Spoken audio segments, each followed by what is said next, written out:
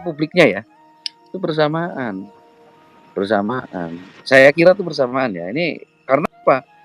Karena saya melihat nih, ini kok kita bicara Nusantara, ya kan? Ada nanti kedamaian, ketentraman, kesejahteraan, kemakmuran, ya kan? Semua nggak ada lagi orang, mohon maaf, yang berpikir besok makan apa, hari ini aja makan, jam segini baru makan. Insya Allah nih 2024 ini udah janji Allah kan, janji Allah kan, bagi orang-orang yang berpikir, kan gitu. Afala ta'qilun, kan gitu aja. Jadi, tapi ya berita dukanya itu, bagi yang tidak berpikir, bukan gila ya, bagi yang tidak berpikir ya dia akan ke bawah arus, gitu. Itu. Dan saya kemarin dapat semacam, ini berita sebetulnya sih berita di atas tuh geger, di atas ceritanya, di atas geger. Ya mau percaya mau tidak silakan. Saya cerita sosok Azazil itu sudah ditangkap kan. Azazil ini saya ngomong di depan kuburan loh. Rumah kan depan kuburan nih. Sosok Azazil itu udah ditangkap. Saya dapat kabar berita itu. Ditangkap, bukan dibunuh. Ditangkap, terus diserahkan kepada malaikat Israel dan dikerangkeng. Sampai kapan? Insya Allah sampai yaumil akhir. Tinggal apa? Nanti dibunuh. Terakhirnya kan gitu. Makanya bumi ini sekarang terasa agak adem, agak damai, agak tentram gitu. Agak gimana gitu. Nggak tahu nih Mas Surya merasakannya seperti apa gitu. Kalau yang saya rasakan, ademnya beda, terus suasananya beda, terus apa ya? Ya tetap nafsu itu kan nafsu ya, bukan ini ya. Nafsu itu tetap ada, manusia itu nafsu tetap ada, karena itu kan ada nafsu, ada ruh, ada kolbu, itu kan bagian yang sama sebetulnya. Nah, jadi nanti apa namanya tuh, karena iblis atau rajanya iblis kan Azazil ya tadi ya, itu sudah dimasukkan ke dalam perangkap, apa masukkan ke dalam kerangkeng, dunia itu agak lebih ini kan, lebih harmonis gitu. Coba buktikan. Ini saya menyampaikan ini, saya udah izin dulu, boleh tak saya sampaikan? Bolehkah saya sampaikan kepada umat manusia gitu? Dan mufakat boleh ya saya sampaikan. Mau tidak percaya silahkan. Pade, sebentar. Pade punten, Amar bikin kopi. Oh iya. Percaya tidak percaya silahkan. Saya tidak meminta untuk dipercaya, karena anggap aja kalau yang tidak percaya anggap aja ini dongeng buat tidur. Bagi yang percaya, ya percaya bahwa itu adalah kebenaran dari Allah, bukan saya yang mengada-ngada. Karena nanti yang akan merasakan ya yang percaya atau nggak percaya itu, kembali lagi. Nah, terus berikutnya, kejahatan santet ini mohon maaf deh, dapat berita lagi. Kenapa? Ya mohon maaf, saya tidak bisa menyebut daerah ya, tetapi untuk keilmuan dari dukun-dukun santet, orang-orang yang punya ilmu hitam, ini lagi proses dipretelin kan, demi Allah, lagi dipretel-pretelin. Makanya ini juga saya sampaikan di sini kemarin ya, itu woro-woro itu maksudnya yang mau tobat ayo tobat. Karena apa? Tobatnya orang-orang yang punya keilmuan seperti itu diterima oleh Allah hanya pada masanya Imam Mahdi itu kan. Yang masih tetap mau pakai nggak percaya atau nggak mengindahkan penyampaian saya, nggak masalah. Saya hanya ingin menyampaikan kepada jiwa-jiwa yang tenang, jiwa-jiwa yang istilahnya itu tenang tuh gimana sih? Yang hatinya itu mau menerima kebenaran. Orang mau menerima kebaikan, kebenaran atau informasi itu kan dari hati dulu, mau benar atau enggak, dari hatinya dulu kan. Hatinya adem dulu gitu. Nah, makanya ya saya sampaikan Bagi yang tidak percaya, saya tidak akan memaksa, ya, tidak akan memaksa. Nah, terkhusus juga orang-orang yang menipu dalam hal harta amanah, tobat sekarang. Tobat sebelum Anda digulung habis. Ini saya tegas sekali, sebelum digulung habis, karena gambaran yang saya dapatkan itu orang-orang itu akan digulung habis kan. Ngeri kan? Ngeri. Seperti apa? Luar biasa kan. Nah, yang punya ilmu itu yang paling banyak. Yang punya bukan ilmu, yang punya apa ya? Yang ya penganut ilmu hitam, dukun-dukun, atau mungkin resi-resinya lah gitu kan, atau yang tingkat resi itu artinya gurunya guru gitu, guru besar. Itu tuh mereka tuh kalang kabut, dan banyak dukun yang sedang bingung untuk melarung ilmunya. Ngelarungnya kemana nih? Yang orang-orang yang merasa dirinya dia sebagai Prabu Siliwangi, yang merasa dirinya sebagai Raden Wijaya, yang merasa dirinya sebagai Brawijaya V, yang merasa dirinya sebagai itu, yang koar-koar mengaku-ngaku. Saya sampaikan, ya ini karena kasih sayang nih, karena kasih sayang aja. Saya sampaikan agar berhati-hati mengucap itu, karena jika Anda mengucapkan itu kemudian ada yang mempercayai, terus dia itu nanti akan artinya menjadi apa? Akan menjadi dosa berjamaah buat sosok orang yang menyampaikan itu. Nah, jadi nggak usah mengaku-ngaku. Atau mungkin mohon maaf yang bermain-main jin tetap kan, nggak boleh.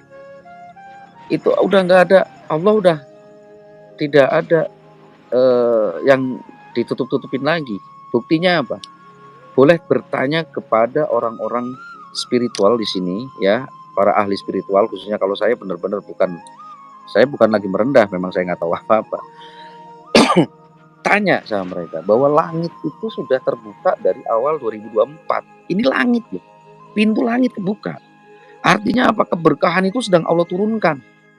Artinya apa? Orang-orang yang punya dosa-dosa besar, punya dosa-dosa yang kaitannya dengan Allah langsung ya, itu masih bisa diampuni.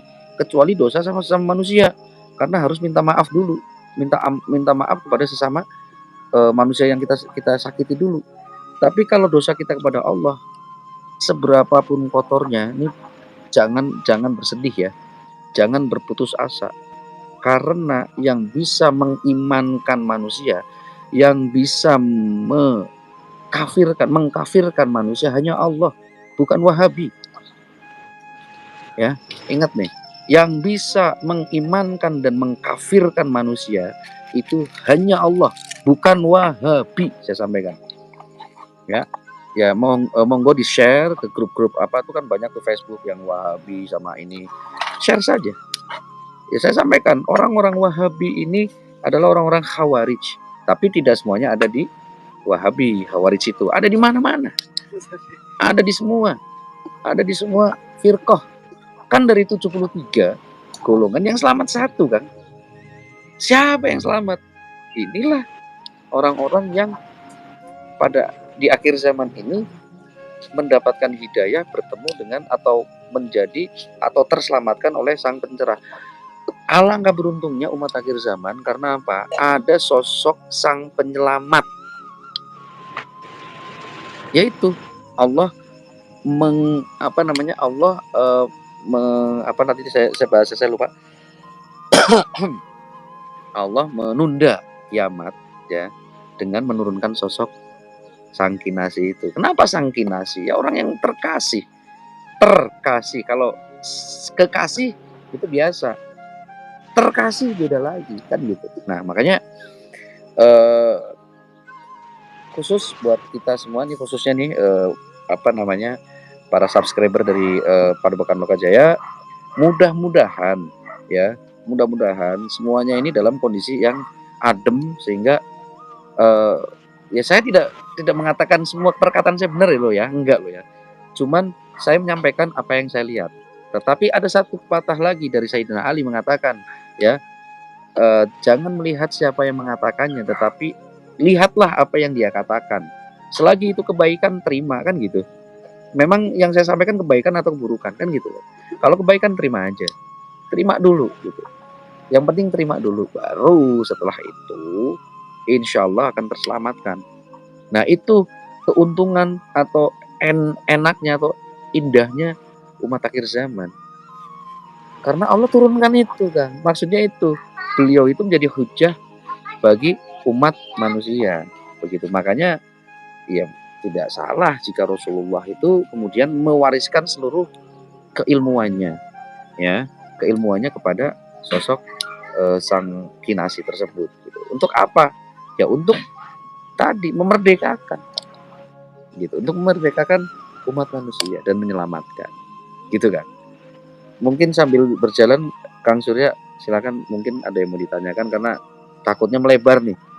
Nah, saya kalau udah ngomong panjang soalnya gitu. Makasih.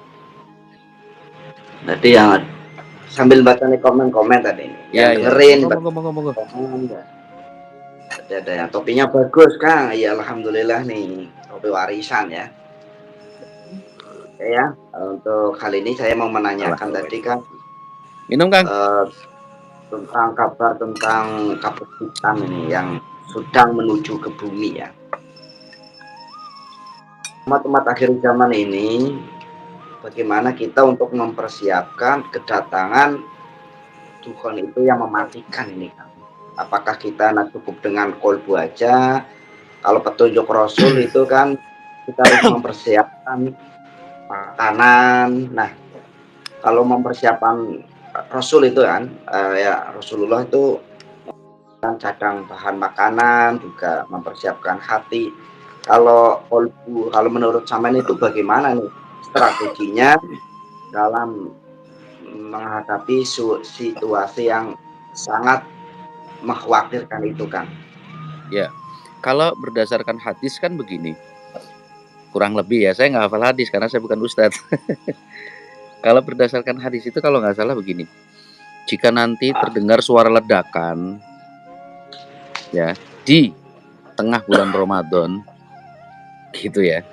Ini jangan dicocokologi bulan Ramadan besok ya, walau alam juga kita nggak tahu, tapi berjaga-jaga apa salahnya kan gitu. Hadisnya begini, kurang lebih jika terjadi ledakan besar yang seluruh dunia itu akan mendengarnya lah, kurang lebih ya, yang terjadi itu di tengah bulan Ramadan, maka masuklah ke dalam rumah-rumahmu dan tutupilah dengan selimut. Kenapa udah masuk terus tutup pakai selimut? Kalau udah masuk rumah harusnya kan aman kan, debu itu ya enggak, tapi kenapa ditutup pakai selimut? Berarti apa? Debunya itu bisa sampai sampai masuk ke dalam rumah-rumah kan. Tutup pakai selimut. Kalau ditanya persiapannya apa nih? Ya pertama kolbu dulu. Ya, ayo sama-sama kolbunya. Bagi yang muslim, Allah dalam kolbu. Terus kemudian jauhilah penyakit-penyakit hati, intinya gitu. Yang kedua, sediakan selimut, Kang. Sediakan selimut sebelum hujan. Kan sedia payung sebelum hujan. Sediakan selimut sebelum duha. Bukan makanan. Makanan tuh gini. Ya, iya betul. Makanan tuh perlu dipersiapkan segala macam. Sekarang bagaimana? Kalau misalkan, oke, stok makanan itu cuma untuk berapa hari selesai? Kan dukhonnya 40 hari. 40 hari. Kira-kira kalau kita nanam atau tanaman yang kita tanam itu ketika nggak ada matahari, kira-kira proses fotosintesis itu ada nggak? Kita bicara yang logik aja. Kan nggak ada kan? Nggak bisa kan? Karena proses fotosintesis itu kan membutuhkan apa? Membutuhkan cahaya matahari, ultraviolet kan gitu.